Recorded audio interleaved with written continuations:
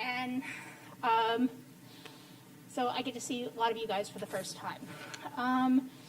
This is our Ken Kennedy Distinguished Lecture Series. The goal is to bring leaders in the fields of AI, data science, and computing from both academia and industry to Rice University. They speak about their research and have open discussions with faculty, students, and network with the community. Today's award is a special distinguished speaker because we have this once a year. It's to honor the recipient of the ACM IEEE CS Ken Kennedy Award. This award is an annual award by the Association for Computing and Machinery and recognizes substantial collaboration contributions to programmability and productivity in computing and substantial community service or mentoring contributions. Ken Kennedy, who the award is named after and who the Institute is named after, founded the Rice Computer Science Department, served as its chair, directed the Center for High Performance Software Research, and founded the Rice Computer and Information Technology Institute, serving as its first director. The Ken Kennedy Institute ended up being renamed in his honor in 2007. Now Lydia, Ken Kennedy's Institute Director, will take over and basically welcome our very interesting speaker, Vivek, today. Thank you, Angela. So I'm thrilled to welcome Vivek Sarkar to our distinguished lectures and congratulate him for the ACM IEEE CS Ken Kennedy Award. Vivek hardly needs an introduction here because of his reputation, but also because he was on the faculty at Rice from 2007 to 2017, but I will attempt an introduction. Vivek Sarkar is currently the chair of the School of Computer Science and the Stephen Fleming Chair of Telecommunications in the College of Computing at Georgia Institute of Technology. He has been at Georgia Tech since 2017. Vivek started his career at IBM Research. He moved to Rice in 2007 as the E.D. Butcher Chair in Engineering and served as chair of the Department of Computer Science between 2013 and 2016. Vivek conducts research in multiple aspects of programmability and productivity in parallel computing, including programming languages, compilers, and runtime systems for parallel, heterogeneous, and high-performance computer systems. At IBM, Vivek worked on multiple projects, including the X10 programming languages and the Pitran automated parallelization system. While in academia, Vivek has mentored more than 30 graduate and postdoctoral students, both in his group at Rice University and at Georgia Tech. And researchers at his lab has developed the Habanero C, C++, and Habanero Java programming systems for parallel, heterogeneous, and distributed platforms. Vivek is a fellow of ACM and IEEE. He has been serving as a member of the U.S. Department of Energy's Advanced Scientific Computing Advisory Committee since 2009, and he's on the CRA Board of Directors since 2015. So we welcome Vivek to our series. Vivek.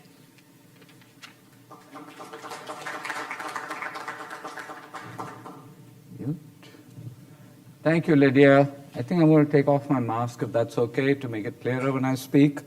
It's such a pleasure to be back on Rice campus, Duncan Hall, McMurtry Auditorium. I remember all hands meetings over here, lots of good times. So today it's my honor to give this distinguished talk, and I'm going to talk about data flow.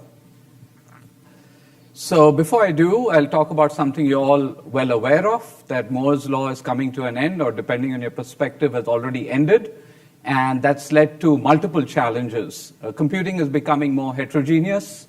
At the same time, things that people have worried about in parallel computing for a long time continue. You need distributed parallelism. And there's severe productivity and programmability bottlenecks, especially for domain experts who are innovating in new domains, including the ones that K2I focus on, such as data science and AI. And you can see the roadmap over here as hardware gets more heterogeneous. You have all kinds of accelerators. It's not just FPGA, not just GPUs. You've heard about TPUs, other spatial accelerators of machine learning. but it's also non-von Neumann kind of elements, neuromorphic computing. I have a project with a colleague at Georgia Tech on analog computing, where he's got an analog accelerator for combinatorial problems like SAT solvers. And of course, there's quantum architectures. So there's a lot of excitement going on. Just to give you a feeling of the complexity over here, if you take even the problem of standard operations, let alone something new that a domain scientist wants to create. And of course, if I have to pick a standard operation now, it has to be from the deep learning AI area. So here are some examples of DNN operators. And you look at a spatial accelerator like this and ask, well, how can you map your kernel, your DNN operator kernel, onto the spatial operator, which requires mapping onto compute, managing data movement, managing tiling, and so on. And it turns out that hardware designers have found that there can be order of 10 to the 18 different mappings for a typical spatial accelerator for a single convolution layer, like one from ResNet 50, for example, and an accelerator like the Iris accelerator developed at MIT. So some work that we've done recently, and it's read by my former PhD, Prasant Chaturasi, who's now at IBM Research, and actually started his grad school here at Rice. We took a decoupled approach, and what this chart is showing is the runtime relative to the best case, which is the roofline peak. So smaller is better. The red bar is our approach Marvel, which has just been published recently. And the other bars represent other approaches that people are using for mapping onto spatial accelerators. And you can see in the geometric mean that there are a lot of our approach comes much closer to the theoretical best roofline peak compared to the others. Now, what is interesting, actually, just anecdotally over here, is the mapping involves kinds of loop transformations that Ken worked on, and when I was at IBM, our group under Fran Allen worked on, and the Illinois group under Dave Cook worked on decades ago. But we did not really have a motivating domain where you could find loop nest 7 deep, and now that time has arrived. So let me now move on to domain experts. So here's another graphic that I used to have many years ago when I was at Rice. It's showing an inverted pyramid of developers in the high-performance computing space. The majority of them, and this is not drawn to scale, or certainly not drawn to linear scale, maybe it's log scale or log-log scale, because domain experts are by far the majority. The two most dominant languages on GitHub are JavaScript and Python. So what they want to do is they need these high-level programming systems with libraries and frameworks so they can develop the new applications to run and use the capability of future HPC systems. And then they depend on library framework experts who develop these libraries and frameworks, who in turn depend on the bottom of the pyramid on HPC experts who can actually create the low-level primitives. And if you look at the architectures I'm talking about, like the spatial architectures, what's happening is the space of architectures is exploding, but there aren't enough HPC experts to cover that space. So there are big challenges in terms of how to map onto these new architectures. And from a domain expert point of view, even today, there are huge productivity cliffs. You can prototype something in NumPy, get it working on a single CPU. Getting to multi-core can be very, very painful. You have a choice of different approaches. They're all tedious. And then using an accelerator like a GPU gets even more cumbersome. And now there are more kinds of accelerators as we enter this era of extreme heterogeneity. And then on top of that, you need to deal with distributed memory parallelism. And it's so far removed from the productive point where the domain experts started with their original NumPy program. So that's a major challenge. So I just want to share some results from a recent DARPA project with my colleagues at Georgia Tech that include Tai-Soo Kim, Carnot, Alexei Tomanov, and 2 research scientists, June, who's been a member of my group since RICE from 2008, and one of 3 research scientists who's still with my group at Georgia Tech. And what we did was we decided to focus on domain experts, and to demonstrate our technology, we decided to focus on Python. And we have this hybrid programming model where you have Python, and we have a specialized version of Python that's described in this paper over here that we call Intrepid, for reasons I can explain later. Having that strange spelling makes it really convenient for web searches too, but that wasn't the primary goal. What we've shown is that we can do things that people want us not to attempt, which is ahead of time compilation and parallelization of this Python code mirrored with some runtime technologies. So here I'm not talking about ultra high performance computing, like how can you run on an exascale machine. I'm looking at a domain expert who has a problem that cannot fit on a single node and needs to overcome some of these cliffs to solve their problem. So 2 sets of domain experts that we worked with in this project. One was some colleagues in GTRI, which is based at Georgia Tech, and the signal processing group working on radar applications. Another group that needs to very interested in doing distributed data analytics at Oak Ridge National Lab. And both of them were in this model where they were really innovating on new algorithms, but they lacked the tools to demonstrate performance on distributed heterogeneous computing platforms. So I'm just going to share a little result from the radar application. And here the goal is you process data cubes at a time. Of course, when you finally deploy the radar application, you don't end up having Python. It's all deployed on the radar. But there's a lot of innovation going on in the algorithms, and you need some assurance that this algorithm will perform if you decide to deploy it in production. And one of the things they do is they work with these data cubes. Currently, the state of the art is like 3 billion elements in a data cube, and they have a goal of processing like over 30 of these per second. So when we worked with Barry, our domain expert, and he prototyped this new algorithm in NumPy, it looked very elegant, and I'll show you the code in a bit, but it was getting like 2 millicubes a second, and we wanted like 30 a second. Now this is out of the box Python NumPy performance.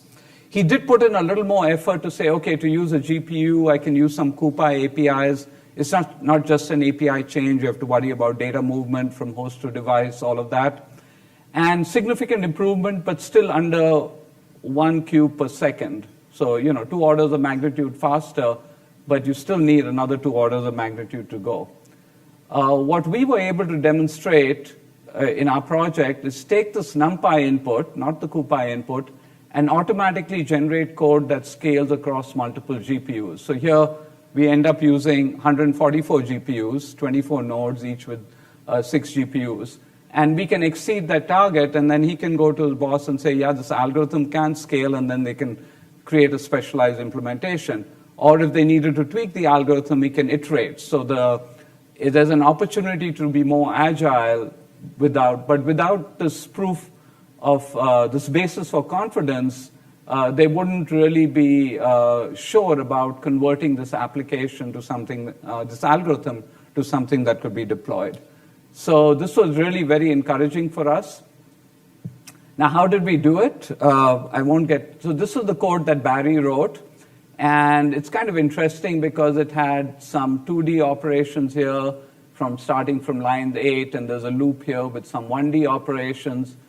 And our compiler was able to figure out that to do efficient parallelism, we needed to convert some of these 2D operations to an outer loop and an inner 1D operation, so we can get a larger sequential loop over here with 1D operations and make that, so this was all, this task 1 remote, this is all generated by our compiler.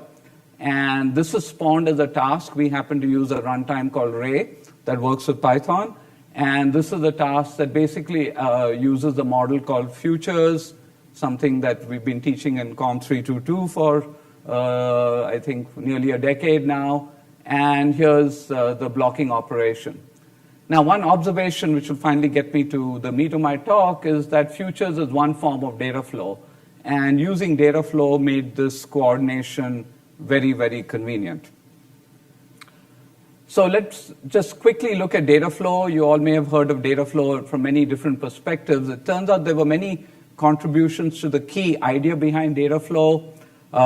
Many of you may have heard about Petri nets, so that was introduced in the 1960s.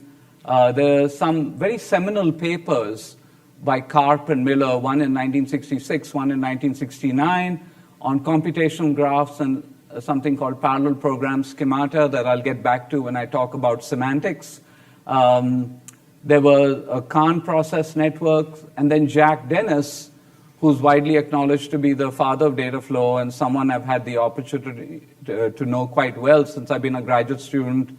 And after I moved to academia, we were even co-PIs on an NSF project. He designed first a data flow language and then a data flow architecture, which was static data flow. And then later on, Arvind and separately a group at University of Manchester created dynamic data flow models. And the basic idea behind data flow when the hardware architects were advocating for it was that you don't want an instruction pointer. You don't want a von Neumann style of computing where you go one instruction at a time. Your binary is a data flow graph. So your code gets compiled to a data flow graph, and the semantics of execution is each operator executes whenever its inputs are available. So this was very exciting, and there was a lot of hardware innovation in that period. But then there was also the first line over here that got truncated says a second opinion on data flow machines and languages. A paper in the early 1980s which said, look, there's some fundamental limitations in building hardware this way. And the idea that you have this distributed control is going to introduce lots of overhead. And we all know right now data movement is a key bottleneck. And in data flow, you're talking about moving data all around operators. So that doesn't seem constructive as well. That did create some kind of winter for research on data flow architecture. But the opinion that I've been promoting, and it's being followed by many projects actually, is that this data flow execution models actually can give you a very promising software foundations for these future HPC hardware that I've been talking about. So you don't have to literally use it in hardware and make data flow graphs your assembly language, but you can actually use this at the idea of what we can call macro data flow, which is basically this data flow concept extended to computational tasks. And so a node is like a non-preemptive task, ideally something that once its inputs are ready can run to execution, maybe run for thousands of instructions. And an edge is some kind of communication of an event or a value. And in modern constructs, it's usually encapsulated as a promise object. And this can go further beyond just standard CPUs. You can use it for heterogeneous tasks. We've demonstrated for GPUs, FPGAs. You can use it also, the data flow model, for communication. Like when I showed you the Ray example, we are talking about clusters with 24 nodes, each with 6 GPUs. And just for fun, I like to freak students out by showing them the years of papers that I wrote. When I first came to Rice, the undergrad students would say, wait, that's before I was born.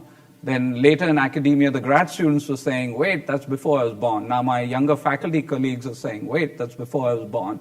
So here's a paper from 1986 that I co-authored with my advisor, John Hennessy, about making the case for macro data flow. So this idea has been kind of running around in my mind for a long time, and it's great to see many people pick up on it right now. So why now? So one is what's happening in hardware. When hardware was very homogeneous, this whole idea of going asynchronous with data flow seemed like too much overhead. You could do more like the bulk synchronous coordination. And here now we have all this extreme levels of heterogeneity. And because of the heterogeneity, we have to have system-wide asynchrony. We cannot think in terms of like a common barrier across all the heterogeneous processors or a common clock or anything like that. And also for programmability, we need an execution model that makes it easier to offload these asynchronous tasks and coordinate them, and also simplifies the inter-task communication and synchronization. And it turns out data flow works really well over there. And in fact, the model has been adopted and is being adopted in many ways. I've given a number of examples in no particular order. Certainly machine learning frameworks can be viewed as executing data flow graphs. The data dependencies and tasks have come from ideas in the Legion and the OMP-SS superscalar models, and are there in OpenMP. Intel's threading building blocks has it. A number of numerical libraries have used data flow principles. LabVIEW has been espousing this idea for a long, long time. You even have event-driven programming in JavaScript, in reactive programming. So it's really around a lot. And in our project, we worked on a primitive that I'll talk about in pseudocode terms that we call async await, which now means something different but related. And we worked on some other projects, especially when we were at Rice on the open community runtime, concurrent collections, and the data flow graph language. So in the time that I have left, I just want to really cover two topics before allowing some time for acknowledgement and a few fun reminiscences. So one is, how to implement parallel constructs efficiently using this data flow idea. And then we'll talk about semantics. So when this whole high-performance computing started, we used as building blocks things that have been around in operating systems right from the start of computing. You have threads, you have locks, you have message passing, and like the lowest tip of the pyramid, you could build all kinds of abstractions on top of them. But when you need heterogeneity, when you need distribution, and you need asynchronous compute and data, these become very limiting. And at the same time, when you want to reason about correctness with all this asynchronous activity going on, it also becomes very challenging. So there could be many ways to explain this, but I'm showing the actual kind of code we supported back then when we started this work. So the idea was that you can create a synchronization object. We would call it a promise now, but for whatever reason back then we called it a data-driven future, a certain kind of future. We could have async await. That's a new task statement that has a number of predecessor events or data-driven futures.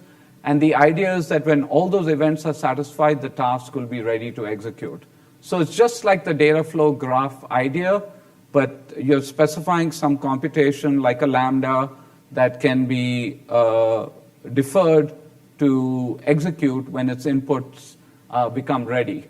Then you have the ability to make some input available with a put operation, and that has to obey a single assignment rule with promises. And then you can do a get operation, which if you do the get inside a statement where you have an await clause for the same DDF, then there's no blocking needed because you would have ensured that the data is ready before the task starts. So that actually makes these async await data-driven tasks very, very efficient to implement. And one of the early demonstrations we had was for one of these stenciled Smith-Waterman style codes. What we were able to show is that, to implement this, it's actually very simple. When you create a new async or async await task, the task can go into a list of waiting tasks, and when the events become satisfied, they can be ready. And this is very scalable. There's no global lock on the collections for the waiting tasks or the ready tasks. In practice also, we find that the overheads are really low. And in fact, back then at Rice, we showed some scaling for that Smith-Waterman where this is execution time on a log scale, where as you increase the number of cores, the time goes down, and as you increase the number of nodes, the time goes down further. And the programmer did not have to worry about MPI. They did not have to worry about multi-threading. All they had to do was create these tasks and specify the dependencies. And this idea could then extend to other things that people were dealing with. So one of the things that people were dealing with was, how to do what we call hybrid programming, MPI plus X. If you're communicating with MPI, how do you combine task parallelism? And one of the things we showed was that you can use what's called the MPI request, I'll do it over here, as a promise. So this MPI I receive says it's waiting for to receive some data, and this async await on the request says when the data is available, then S2 can execute. So this is more declarative. The programmer is just specifying the dependencies. They're not saying when to block and wait for the receive operation, when to schedule S2. They're just saying this is the dependence. And of course, under the covers, we have to do a runtime that supports this, that manages the communication and figures out when data is available and so on. And we saw some significant improvements. Now, this was for a more irregular benchmark called Unstructured Research. And back then, relative to the MPI implementation, we're showing the speed up relative to MPI. And with larger number of nodes, we can see that, up to 16 cores per node, we could see that we got significant up to a factor of 20 improvement by using this asynchronous scheduling. And this was even without heterogeneous processing.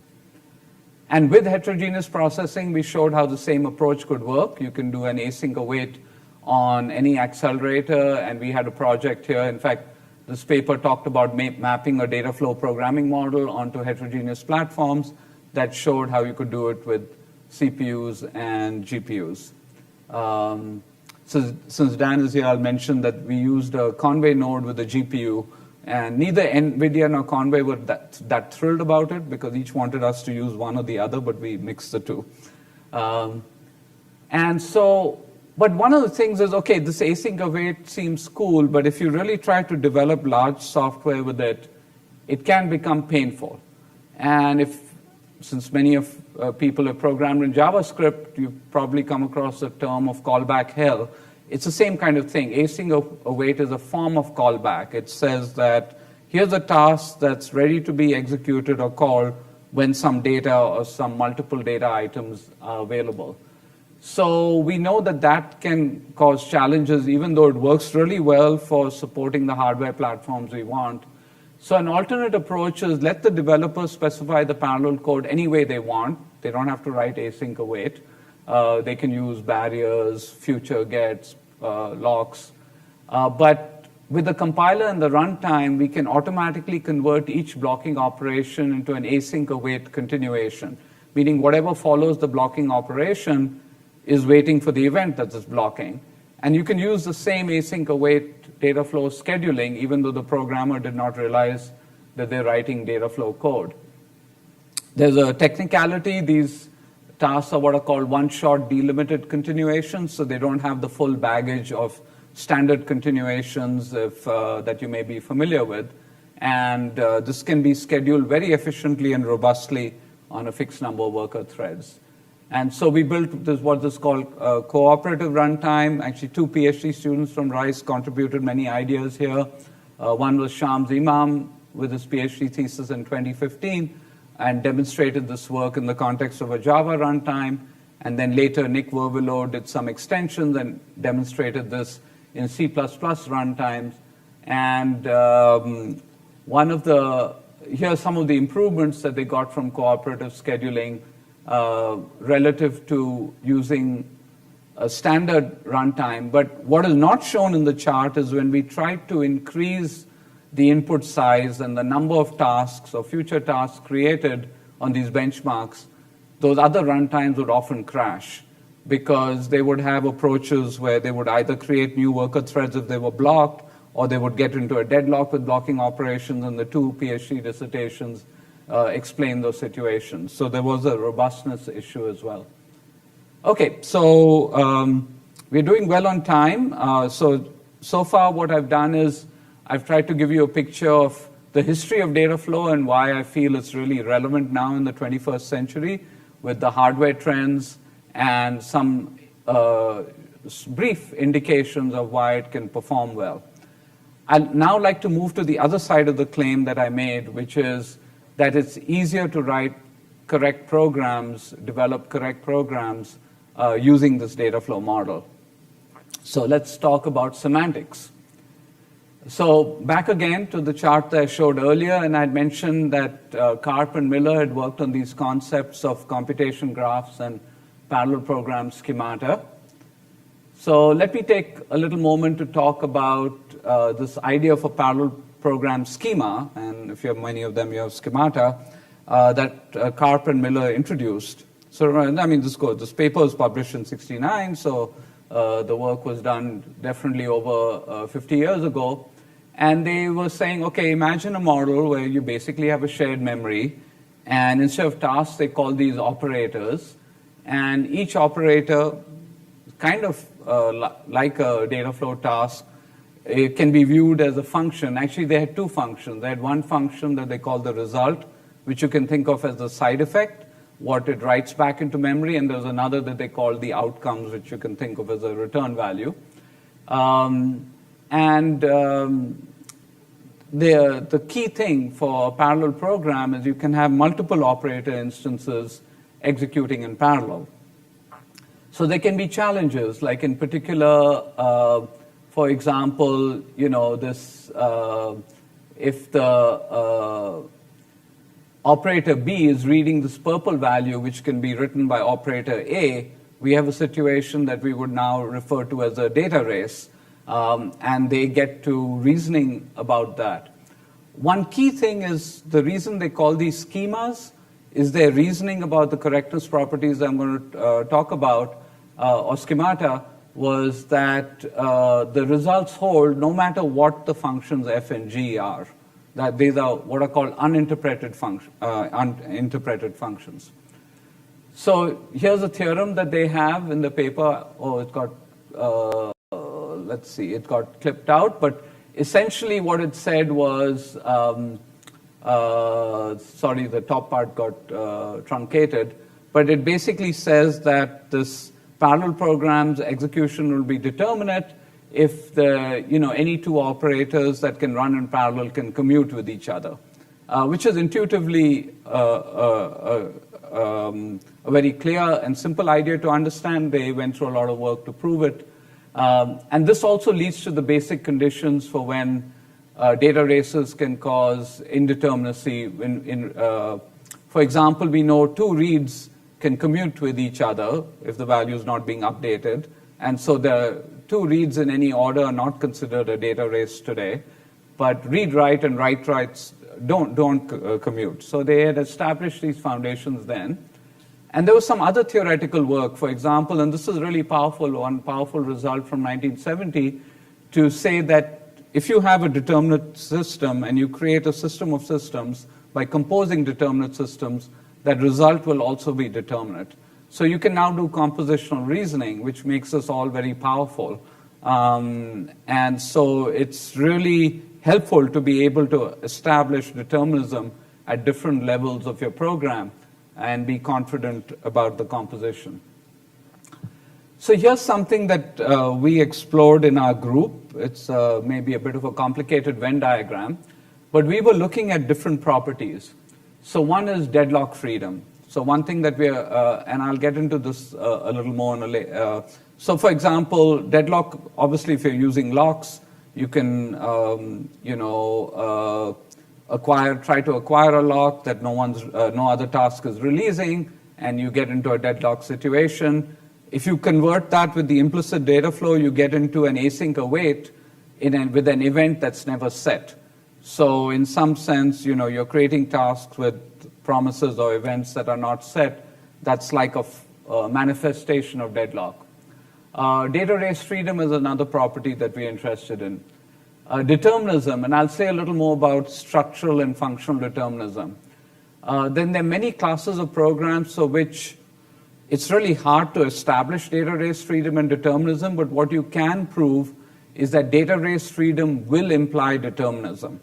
So if you have a way of guaranteeing that the code is data race free, like using the observation from Karp and Miller, the system will be both functionally deterministic and structurally deterministic. And then there's another property, data race freedom implying deadlock freedom. You cannot establish deadlock freedom, like this is for parallel programs with futures, but if you know there's no data races on the future handles, you can guarantee deadlock freedom. So there's a range of these properties we studied and a range of constructs. For example, if we only use what we call async finish, but these are fork join task parallel constructs, we were able to show that the resulting code would satisfy the serial projection property, which means you remove all the parallel constructs, the resulting sequential program is a valid execution. It would be deadlock free. It would have this data race freedom implying determinism. Adding futures does not automatically guarantee deadlock freedom, so you have to weaken it a bit to saying data race freedom implies deadlock freedom. Adding phasors and barriers, you lose the serial projection property. And so as you get broader and broader in the Venn diagram, your guarantees go down. But when you get to the general data flow, you still have this very important property of data race freedom implying determinism. And another way to look at these properties is they're also for uninterpreted functions, because we're talking about the kinds of parallel constructs you use without placing any constraint on what's done inside each task. So these are all uninterpreted functions. So for example, let's take fork join. So what this async is like a fork, A3, A4, and this finish is like a join. So what we're seeing over here is this finish waits for the completion of A3 and A4, and then you have an outer level finish that does some work in A0, then creates this async for A1, which creates an async for A2, and this waits for all of them. This is work that we had done way back in the X10 language as well. And while there could be data races among these individual steps of A0, A1, A2, A3, A4, what you can reason about in different ways. But one way to think about it is if you have this fork join tree, the weighting only goes up in the tree. So there's no way to create a cycle with finish join operations. So for sure you will have deadlock freedom.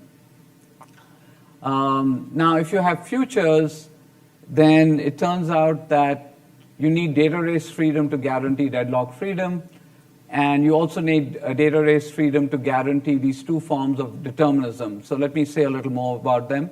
By functional determinism, I mean what you might normally think of as deterministic. Same input gives you the same output in every run of the program. Structural determinism says that same input gives you the same, what we call dynamic computation graph, going back to, again, a separate concept from Karp and Miller from 5 decades ago. But it's kind of like the partial order of the parallel program will always be the same for the same input. So it turns out that data race freedom can guarantee both. By the way, this is one of the motivations why it's so important to come up with semantic languages that guarantee the absence of data races, or maybe runtime checkers that can do data race detection ideally as efficiently as bounds or null pointer checks. We're not there yet. Just for nostalgia reasons, I'm including a worksheet from Comp 322. This was from the last time I taught it in spring 2017, and Mac Joyner was a co-instructor then. And this was, we had a simple search program. If you're doing a parallel search for an occurrence of a pattern in a string, you can imagine trying each position in parallel. And then there are different ways you could count all the occurrences, and that was using an accumulator, so there were no data races, and you could get both forms of determinism. There could be a way where you return the index of any occurrence. There is a data race as to like you're writing a location, but you're examining all possible locations for the pattern, so the structural determinism is always there. Or you could optimize and say, okay, if I found the pattern, I'm not going to do any more tasks. That means different runs may create different numbers of tasks, and that's not structurally deterministic. Let me say a little bit about why I'm focusing so much on structural determinism. Quite frankly, this is something that's been at the back of my mind for a while, and I've not fully realized it. You know, whenever people talk about debugging parallel programs, you see all kinds of words like, you know, parallel programs are pernicious, you can't reason about them, and you have to reason about them, you have to consider all possible interleavings. Well, with structural determinism, this computation graph, the partial order is going to be the same every time you run the program with the same input. So, you know, if it's like doing GDB, but instead of sequential code, every time you get the same partial order. You might explore the partial order in different ways, but you'll get the same thing. And my claim is that debugging such a parallel program with structural determinism is kind of akin to debugging a circuit. Yes, there's parallelism, but at least the structure of the parallelism is the same each time. So you can reason about inputs and outputs, do multiple runs, go to the node that you're concerned about, and try to reconstruct the bug that way. You don't have to consider all possible interleavings. And in fact, we use this idea in a model checking paper where, you know, the state of the art in model checking of parallel programs was exactly to enumerate all interleavings, which makes it very, very expensive and intractable. And we showed how it could be made more efficient with this idea. So if anyone is interested in pursuing any of these topics, or even related to the first part of my talk, I'd be very happy to discuss further. So now if we start moving towards the full general space in the Venn diagram of data flow programs, where you can have these promises, now you can have deadlock. So, you know, as I said, you could have async await, waiting on a promise that's never set. But you do have this in my opinion, very strong property that data race freedom guarantees determinism. So even if there's deadlock when the execution of the program quiesces every time with the same input, the same task will remain uncompleted in a deadlock way. But however, semantically, we'd like to do more for the programmer to help work with these deadlock issues. So here's a recent paper that I have actually led by an undergrad researcher, Ohad Rao at Georgia Tech, and a PhD student, Caleb Voss, who was an undergrad student here at Rice before starting his PhD at Georgia Tech. And the idea was that, okay, let's, use type systems in programming languages to help. And we showed how you could create a linear type system for ownership of promises, and you can avoid these many common bugs. One is, of course, if there's a violation of the single assignment rule, that two tasks try to write to the same promise. You can check it dynamically, but here you can confirm statically that that'll never occur. Another is unowned write, which translates to, in some executions, the write may be done, in some executions it may not be done. And omitted write, saying that, this promise is never going to be set. So so if you're interested in details, the paper has them, and we've demonstrated that this type checking is decidable and can be implemented efficiently, and we have a formal semantics in the paper too. Okay, so I think I'm doing well on time. I want to make sure I had time for acknowledgements and reminiscences, but would certainly welcome any questions that people may have. I will say it's a great feeling to be giving a talk in person with all of you sitting in person, so thank you for all of those attending. And I know many, many more could not make it in person, so thanks to all of you on live stream. Any questions? Anything I'm missing on chat? Yes? I don't know if my question's straight, but because you told me what your daughter did at lunch, when you're talking about these formal semantics and how data flows. Sorry, let me give you this. Yeah. Sorry. I used to think I talked loud. Basically, when you've been talking about all this, how data flow and the formal semantics around it, it really stands out that this would be really useful to reuse in just how data products are made. the language around it. And I'm kind of asking you this because I know your daughter was a product manager. Yeah, thank you. I mean, I have to say, just like happens with every generation, there's so many things that my daughter is good at that I'm hopeless at, and product design is one of them. I will say that the data flow concept, in many ways, is a philosophy of how you think of computation or program execution, and that you, instead of thinking of it step by step, and frankly, it was very controversial. Many people argued that it's easier for people to think about doing computing step by step by step. And here it says, okay, don't think about steps, just think about what you want done, what's the input, what's the output. For many of today's problems, AI problems, data science problems, it turns out it is helpful to think that way because there could be large volumes of data involved, and it's helpful to know where the movement might occur. So I think there can be a lot of influence over there. Yeah. Yes, Dan. Oh, okay, Dan, then John. Yeah.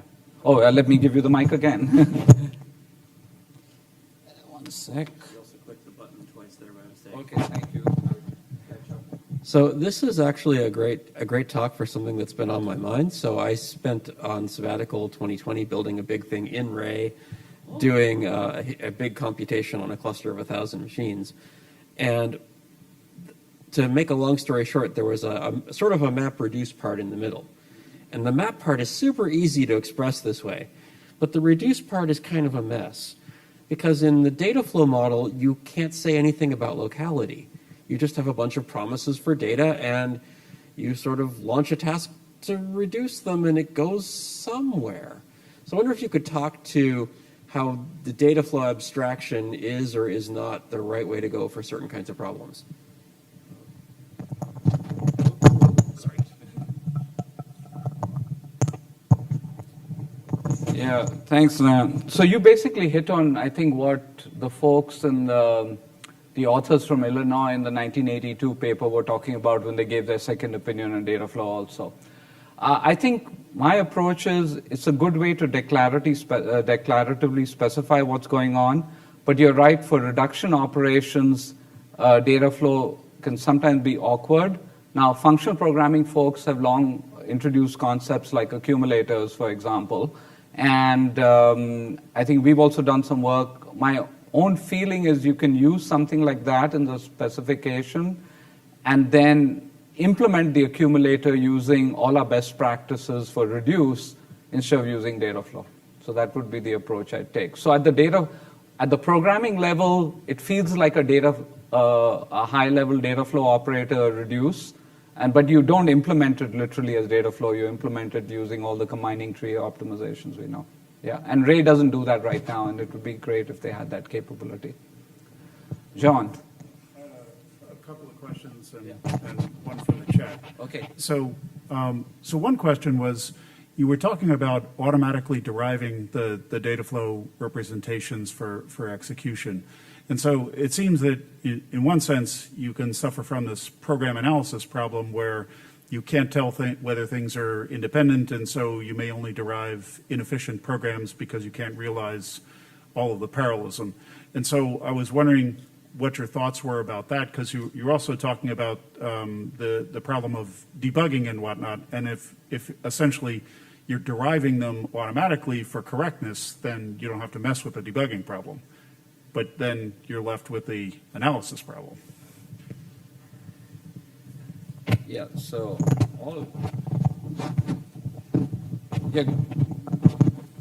great question. So yeah, this gets back to what I was calling implicit data flow. So I said let the programmer write the parallel program any way they want, and we can convert it automatically.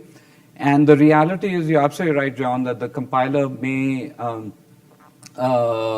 may sometimes be imprecise and maybe suboptimal. Now, so it really depends on the target. So I think if it was for a heterogeneous processor, then we really have to rely on the compiler. But For CPUs, there are other tricks where runtime, so we had these two implementations, one in Java and one in C++. Both of them took care of building the continuation at runtime, and it was completely precise. So the C++, for example, used boost fibers and so on. So that part worked out really well. So before I get to the question from the web, I had one more, which is that the range of architectures that you talked about have many different concerns, and so there are issues of granularity and how the computation should be formed, and it seems somewhat a daunting task to be synthesizing computations for this wide range of architectures unless you're going from a very high-level representation, something like a domain-specific language where basically it's declarative, but it doesn't really specify how the computation is going to be performed, right? You're much better, I think, working from a very high-level representation. So, yeah, good point. And even though our past work on data flow was Java and C++ oriented, that's one of the reasons where in the last few years in my group we focused more on Python. And we found that stylized use of Pythons effectively work as a domain-specific language without having to train people in a new domain-specific language. So that's the approach we're taking. And yes, and there are lots of techniques to explore mappings, like even the 10 to the 18 space and how to prune that space. We need that. Some of the other work, like with Halide, has shown how you can separate out schedules, and we need all of that work as well. Okay, and I'll take one more, which is a question from the web. So a question from Moshe. He said, when I was a master's student, I was told that data flow computation is just around the corner. Is it really just around the corner? Well, yeah. Thanks, Moshe. And it was great to meet you in person earlier. Yes, I gave you the list of all the projects that are already using data flow principles one way or the other, some for a while, like LabVIEW, some more recently. So it's in the exascale computing project, as John and others are aware, the latest libraries, for example, for scientific computing use data flow inside the libraries. So it's definitely picking up. It may mean different things in different applications, but it's definitely around. Okay, maybe I should. I'll tell you what, let me wrap up and then we can do more questions. This was because I was just kind of ending some of the technical part of my talk. Yes, exactly. So, good, thank you. Again, wow, this is the best part of an in-person talk. And it's actually been a tradition, if some of you have attended some of these talks by past Ken Kennedy Award recipients, to try to take time for some acknowledgements and reminiscences. So one thing is I want to start with acknowledging my mentors. I was really, really fortunate to have John Hennessy as my PhD advisor and Fran Allen as my mentor when I started at IBM. And they're both giants. They also are both Turing Award winners. But their work ethic and their ambition for research was just awesome. And I learned so much in terms of core values from them. My years at IBM were a lot of fun. Actually, back then, we didn't have cameras handy. I wish I had more photos. So this is one with the JIKES RVM team, but prior to that, we had the PTRAN project. So this was, I think, from 20 years ago. And IBM brings me to, of course, I was fortunate to have met Ken as a graduate student. There's another anecdote that I don't have time to, but in the reception, please ask about how early in my career at IBM, I ended up having to work with Ken in a very significant way as the IBM representative. But the big interaction started around 2005 when, so the thing about Ken is he's had an impact on so many people at Rice. And for sure, I would say that anyone who came to Rice Computer Science before 2007 was directly impacted by Ken in a very, very positive way. And all of you who've joined, both students, staff, faculty, after that year, just 1 degree of separation at most from Ken. So in my case, he started this very interesting discussion in 2005. I was at IBM Research. We had finished Jikes RVM. We were working on the Extend language, saying, have you considered coming to academia? And I said, well, I'm happy in industry research. But then I started thinking about it more. I was saying, wow, Rice is a great place with a great heritage in high-performance computing. And so the discussion continued. I finally interviewed in March of 2006. Keith was the department chair. Another anecdote during dinner that you can ask me about later with Keith, Ken, and myself. And then I was very glad to hear from Rice that they want to make me an offer. But here's the fun part. Ken would call me and say, so, they're making you an offer. What do you want to ask for? Now, my experience had only been with industry offers, so I'm not going to ask Rice for stock options. So I said, okay, well, we have a salary. I don't know what else to ask for. He said, no. Of course, you have to ask for student support. When was your last sabbatical? I said, I'm in the company. Okay, tell them you need a sabbatical in 2 years. So he told me all the things to negotiate for. And then Keith said, well, you have to negotiate this with the dean. So I negotiated with the dean. And the dean said, yes, yes, yes. And she didn't seem surprised by any questions. So I said, okay. I thought this was supposed to be a negotiation. I asked for this. And later on, after I joined, and of course, many of us were fortunate to interact with Ken in many ways. I was not here at that time, but we had this great event that I think some of you who were here then would remember in December 2006, which was for K2i's predecessor, City at 20, which was also a celebration for Ken. And by that time, sadly, many of us knew that he was battling with pancreatic cancer, and that was the last time I met him. And then he tragically passed away in February of the following year. When I did come and I spoke to the dean, I said, it's great that you gave me everything I asked for. She said, yeah, Ken had come to me and said, Vivek is going to ask for this, this, this, and this, and please say yes to all of them. So he was absolutely the bridge, and it was just awesome, the impact.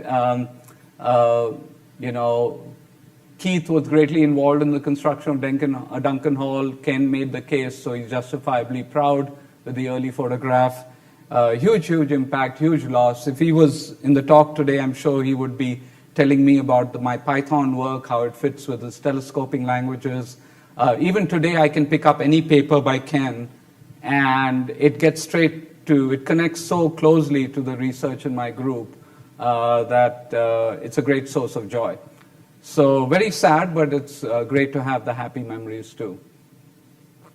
So soon after I joined Rice, it was great to have a welcoming crowd. So here's a picture of us that same fall in 2007 on 180.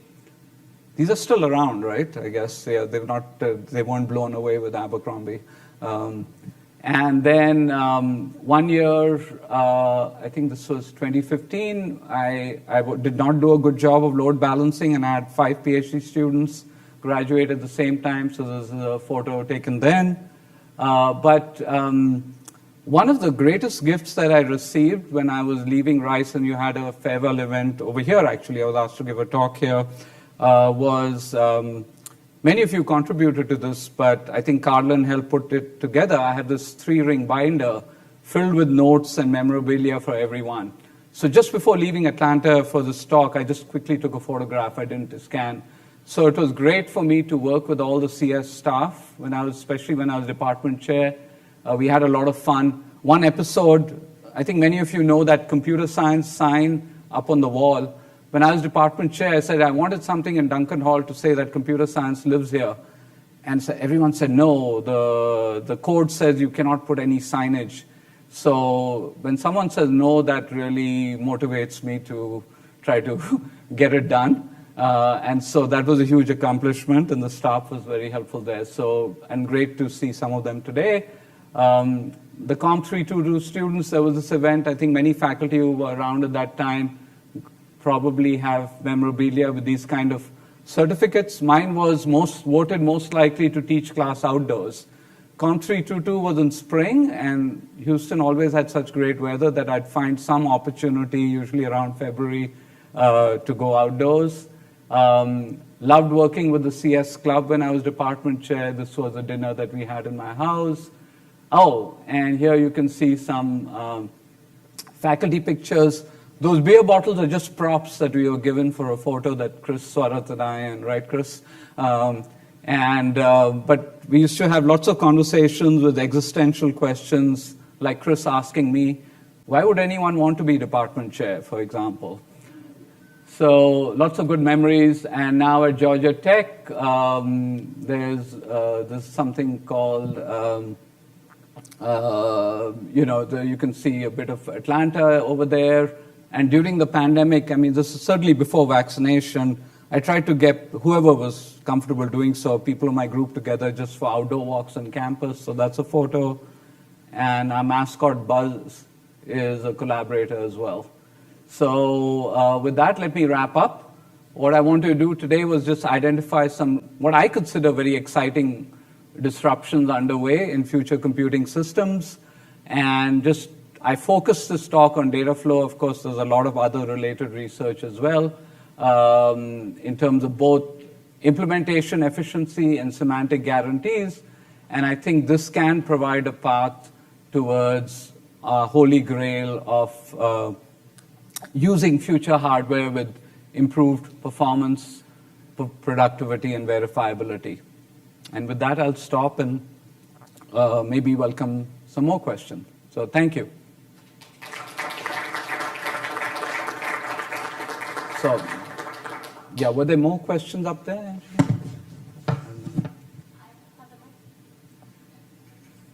Yeah. Oh, no, she'll get the mic. Then that way the live stream people will hear you too. Yeah.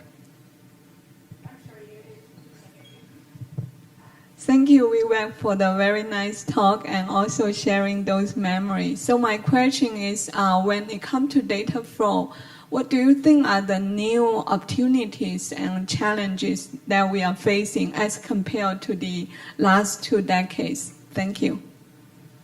Thank you. So yeah, I think there are some new opportunities. One is just pushing the boundary on heterogeneity. Like I mentioned, my colleague who's working on an analog processor to do SAT solvers. You know, how do you encompass that in data flow? And the others are some of the questions that Dan and John asked. Like Dan's question, there's some collective operations that you want to do that don't fit easily in the data flow model, but you can think of like a macro node with multiple inputs, so how to implement those efficiently. And also data movement. I mean, the data flow has a lot of flexibility, but I didn't have time to get into it, this model called the hierarchical place tree. How do you restrict where data is and compute is so you don't have large volumes of data flowing all over the system? That's not a good recipe for today's system. So you have to find ways to improve locality and constrain data movement. So those, I'd say, are the 2 kinds of challenges for sure. 3, yeah. Thank you for a great talk. I would like to ask, what do you think about a combination between machine learning and program optimization, and how do you see the progress in the future? Do you see the opportunities in figuring out optimization space and how we can use that? Thank you for parallelism and offloading. So that's a whole separate talk and that I could have considered giving. I just alluded to it very briefly, that back when so many of us were working on loop transformations and all, we would, and I still have the opportunity to teach Ken's graduate class, which I used to teach every 2 years over here based on his book with Randy Allen. I teach that at Georgia Tech every 2 years with loop transformations. And we'd say, here's a framework with loops 1 to n. And, you have array indices 1 to k, and people would look at us and say, in practice, we don't see loopness more than 3 deep, maybe 4 at most. And so why do you need this general framework and all? Well, it turns out with machine learning, you have loopness that are 7 deep. And my hardware colleagues, when we talk about mapping onto spatial accelerator, what they're doing, in my opinion, is all these compiler optimizations. They're loop tiling, loop permutation, loop fusion. Fusion is a big deal. I've had a number of conversations with the TensorFlow teams at Google about how to do fusion more efficiently. So I think there's a lot of opportunity to take classical techniques from compilers, some of which were derived from Ken's group here at Rice many years ago, and figure out how to apply them to machine learning more robustly. This will be particularly helpful as we explore new machine learning algorithms. What's happened is people have gone after the low-hanging fruit for current networks like CNNs, and they kind of say, okay, in practice we just need to fuse these two operators, so we'll just special case a fusion of them. But as you explored, so I think there's a lot of opportunity over there. Thanks. Any more questions? I know we're a bit over time, but anything in chat that I'm overlooking? No. So let's see. Should we wrap up then, Lydia? What do you think? Okay. Well, thanks everyone. So great to be here.